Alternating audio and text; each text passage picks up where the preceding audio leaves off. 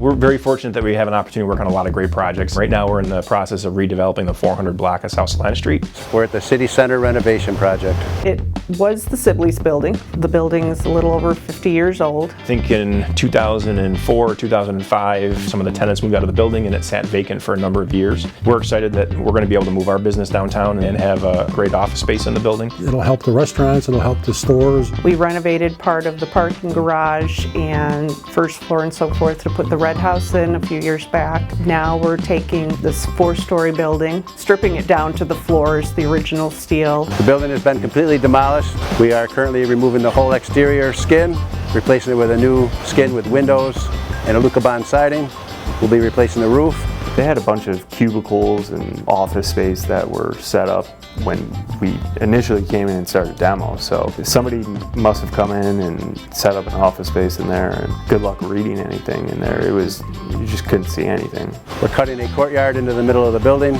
The building's so big that if you didn't do that, only about half the people would have access to exterior light. This makes it a much more attractive building.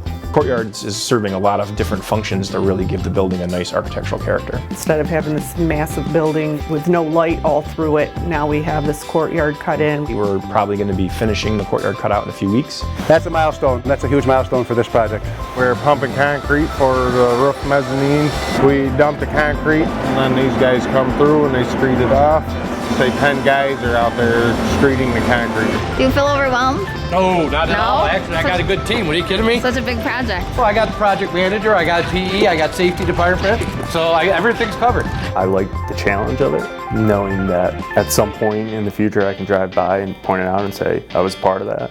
I love when they rescue buildings that are just sitting empty, and that's just going to bring a whole new beauty to that corner of the city that was really going downhill. If you bring another 200, 250 people downtown, who knows, maybe we'll have a renaissance that way. I can't wait to see that project and to see what that project does for downtown. I think it will be something special.